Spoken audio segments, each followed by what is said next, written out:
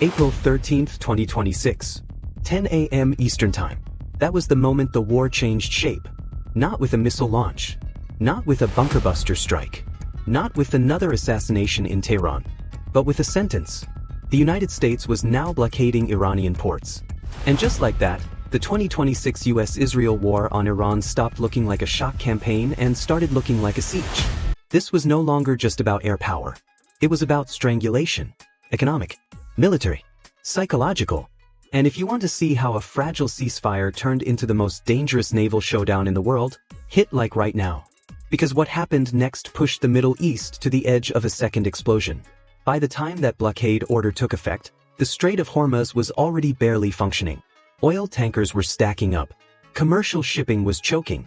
Insurance markets were in panic mode.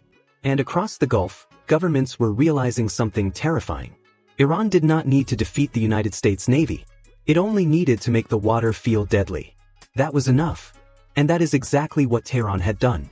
For weeks, hundreds of vessels had been delayed, rerouted, or trapped. Global supply chains were buckling. Energy traders were staring at shipping maps like battlefield diagrams. Because they were battlefield diagrams. A fifth of the world's oil normally moves through Hormuz. In this war, that narrow strip of water became a loaded weapon. And Iran was holding it to the global economy's head. But this story did not begin in the strait. It began in the dark. February 27, 2026. 3:38 p.m. Eastern Time. That was when the final presidential approval was given for Operation Epic Fury. No aborts. No delay. No step back. Then, hours later, the opening wave formed. More than 100 aircraft launched from land and sea in a synchronized strike package. Before the bombs even fell, American cyber and space assets had already gone to work. Blinding sensors. Disrupting communications. Degrading Iran's ability to see the attack coming. Then the first shots were fired. Tomahawk missiles. Precision standoff weapons. Carrier aviation. Long-range bombers. And in the first day alone, the opening phase smashed more than 1,000 targets. This was not a probing raid. This was industrial-scale war. Israeli aircraft were in it too. F-35s. F-15s. Wave after wave. One of the largest flying strike packages Israel had ever assembled. Strategic defense systems were hit. Ballistic missile infrastructure was hit. Naval assets were hit. Command and control sites were hit.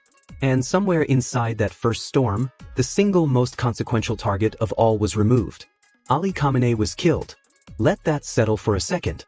The supreme leader of Iran. Dead in the opening phase. The man who had defined the Islamic Republic for nearly 4 decades was erased in hours. The center of gravity was not pressured. It was decapitated. And that was the moment the entire war became something bigger than deterrence. Because once you kill the supreme leader, you are not sending a message. You are rewriting the political architecture of the state under bombardment. This wasn't a limited strike. This was regime change in everything but official wording. And if you think that single decision made the rest of the war inevitable, comment yes below. Because Iran did not collapse. It adapted. That is the part a lot of people missed. The opening blow was massive. But massive is not the same as decisive. Iran absorbed the shock and answered asymmetrically. Ballistic missiles slammed toward Israel. Drone swarms pushed toward Gulf states aligned with Washington. Regional bases hosting US forces came under threat. The message was simple. If Tehran could not dominate the air, it would weaponize geography, volume, and fear. And very quickly, that strategy started working. Because even after weeks of punishment, Iran still had tools left. Missiles still broke through. Drones still got through. Infrastructure still got hit. And the psychological effect was enormous. Cheap drones forced rich states to confront an ugly truth. Expensive air defense does not guarantee invulnerability. Not when the sky stays busy long enough. Not when the attacker is willing to trade quality for quantity. Not when the real target is confidence. That is what Iran was attacking now. Confidence. Confidence in shipping. Confidence in air defense. Confidence in stability. Confidence in the promise that American military power could keep the region predictable. And nowhere was that more obvious than the Strait of Hormuz. At first, the world feared missiles. Then it feared mines. Then drones. Then fast boats. Then hidden launchers. Then tolls. Then boarding threats. Then the possibility that nobody would know where the next escalation line actually was. Because in Hormuz, the line between military control and economic terror is only a few nautical miles wide. Iran understood that perfectly. It did not need to sink a dozen tankers. It needed to make insurers, captains, and energy buyers believe the next tanker could be theirs. That was enough to freeze movement. That was enough to move prices. That was enough to turn a regional war into a global inflation problem. And prices reacted exactly the way you'd expect. Oil surged. Fuel markets convulsed. Emergency meetings began across capitals nowhere near the Gulf. Suddenly, the war was no longer just being measured in missile intercepts and strike footage.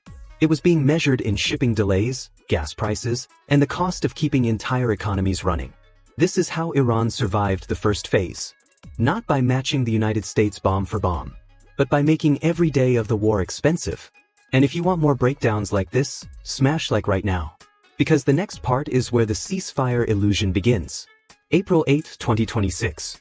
After weeks of punishment, after the death of Khamenei, after nearly 900 opening strikes and a cascading regional response, a 2-week ceasefire was brokered by Pakistan. On paper, it sounded like the off-ramp. In reality, it looked more like a breath between rounds. Because the core issue was never resolved. Who controlled the Strait of Hormuz? Washington said the ceasefire required it to reopen. Tehran acted like continued control was still on the table. That is not peace. That is both sides using the same word for different outcomes. And the region knew it. Even as the truce was being announced, the shipping picture did not normalize. Traffic remained drastically reduced. Only a trickle of vessels got through. Many were using unusual routes. Some ships moved with apparent Iranian approval. Some turned back. Some waited. Some gambled. Every captain in the Gulf was now reading politics like weather. And Iran was still behaving like the gatekeeper. Reports emerged that vessels were being instructed to move near Iranian waters around Larak Island. Talk spread of passage fees, tolls, even cryptocurrency payments. Think about how insane that is. The world's most important energy choke point was starting to look less like an international strait and more like a controlled crossing run by a state under bombardment. That was the real ceasefire reality. Iran had stopped some of the open exchange. But it had not surrendered leverage. It was monetizing leverage. Weaponizing it. Preserving it.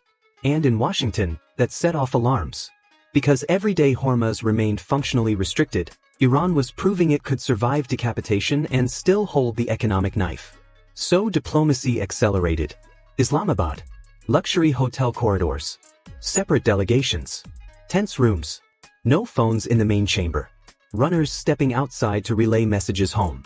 And inside that structure sat some of the most important unresolved questions of the war. J.D. Vance led the American side. Senior Iranian leadership figures represented Tehran. Pakistani mediators moved between them. Hour after hour. Into the night. Into the morning. More than 20 hours of bargaining over the future of the region. At moments, it looked like they were close. Very close. Close enough for staff to think a breakthrough was coming. Then the whole thing jammed. Because the gap was not technical. It was existential. Washington wanted Iran's nuclear path dismantled. No enrichment. No weapon route. No proxy financing. And full, unconditional reopening of Hormuz. Tehran wanted guarantees no one in Washington was ready to give. A permanent ceasefire. No future strikes. Sanctions relief. Frozen assets returned. Recognition of its right to enrich. And continued influence over the strait. That was the deadlock. Not a detail. Not a phrase. The entire post-war order. And there was another poison inside the room. Or rather, the total absence of it. From the Iranian perspective, diplomacy had already been used as cover once. Talks had been underway before the war started. Then the bombs fell anyway. So when guarantees came up in Islamabad, the wound reopened immediately. How can we trust you? That question hung over the entire negotiation. And there was no answer big enough to fix it. Because once one side believes the other uses diplomacy as timing cover for attack, every handshake starts looking like a targeting delay. So the talks stalled. Voices rose. People stepped out. Tea breaks were called. Mediators scrambled.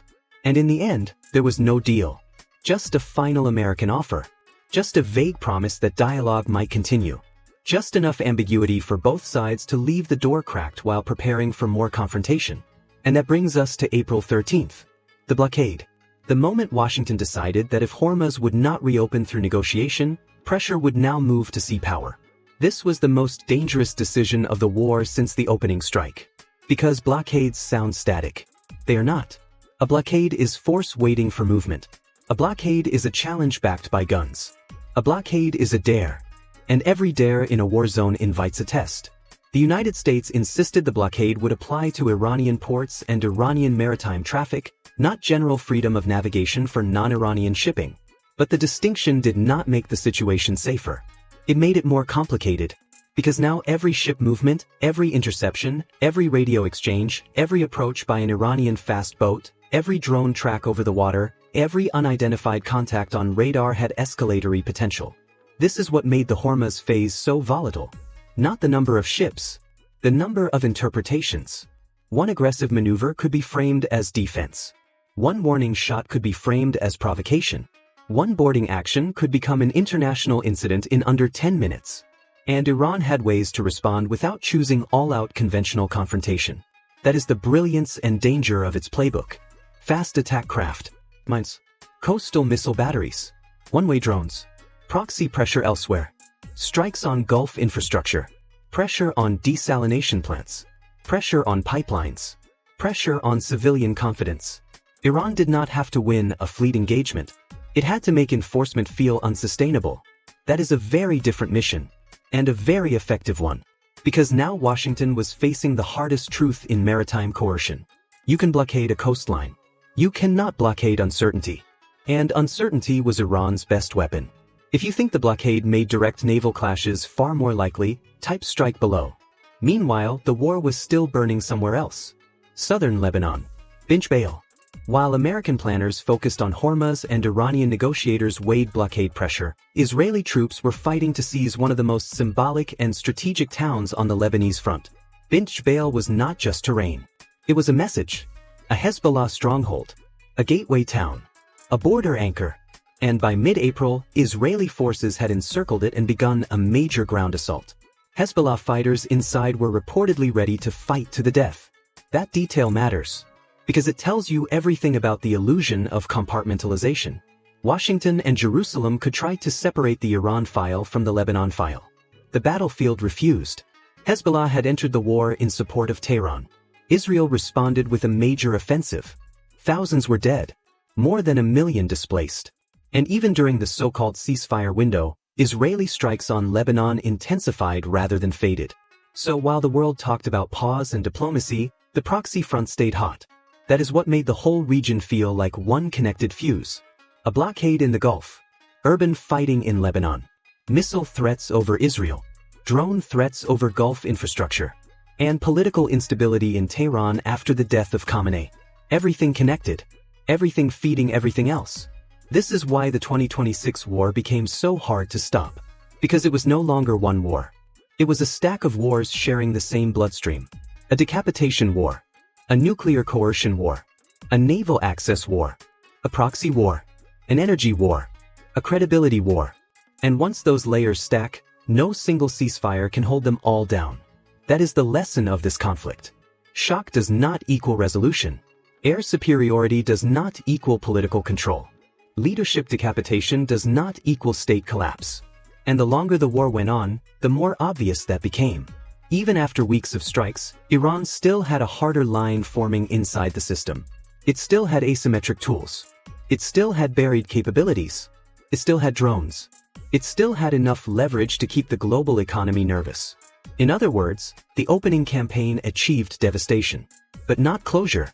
And now Washington was deep into the most dangerous phase of all. The endurance phase. The phase where both sides stop trying to win quickly and start trying to prove they can survive longer. That is when wars get meaner. That is when they get smarter. That is when the space between open battle and constant escalation disappears. And that is exactly where the 2026 US-Israel versus Iran war sits right now. A blockade is active. Diplomacy is wounded but not dead. Lebanon is still bleeding. Shipping is still distorted. Oil is still unstable. And every actor in the region is trying to calculate whether the next move should be restraint, retaliation, or one more show of force to avoid looking weak. That is the trap. Because in wars like this, weakness is dangerous.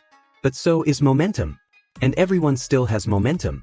The United States cannot easily back away from a blockade once it declares one. Iran cannot easily surrender control over Hormuz after proving it can weaponize it. Israel cannot easily de-escalate in Lebanon while Hezbollah still claims battlefield relevance. And the Iranian system, after losing Khamenei, cannot afford to look broken in front of its own hardliners. So what do you get? Not peace. Not victory. You get suspension over a fire. You get a region held together by warnings, red lines, and mutual exhaustion. And all it takes is one mine strike, one misread radar contact, one dead sailor, one successful missile penetration, one tanker burning in the wrong place at the wrong time, and the whole structure collapses again. That is why April 13th matters so much. Because the blockade was not just another military measure. It was an admission. An admission that the air campaign had not solved Hormuz. An admission that diplomacy had not unlocked Hormuz. An admission that the war's center of gravity had shifted from sky to sea. And once that happens, everything slows down and becomes more dangerous. At sea, ambiguity lasts longer. At sea, warnings echo. At sea, a small contact can force a very large decision. And in the Strait of Hormuz, every decision now carries global consequences. This is no longer just a Middle East war. It is a war with a maritime choke point attached to the world economy. That is why the next phase matters more than the first. The first phase shocked the world. The second phase can drain it. So here is the real question. Not whether the ceasefire will hold. It already cracked. Not whether the opening strikes were devastating. They were. Not whether Iran was hurt. To us. The real question is this.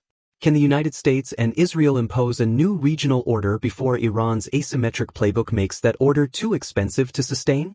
Because that is what this war is now. A race between coercion and endurance. A race between blockade pressure and retaliation creativity. A race between shock and survival. And history is full of powers that won the opening act, then got trapped in the cost of the follow-through. If you want the next part of this breakdown, hit subscribe right now. Because the next move in this war will not be judged by who shouts louder. It will be judged by who can keep the strait, the markets, and the battlefield from exploding first. And right now, nobody looks fully in control. Not Washington. Not Jerusalem. Not Tehran. Only the war is in control now. And wars like this do not end cleanly. They spread. They mutate. They wait. Then they hit again.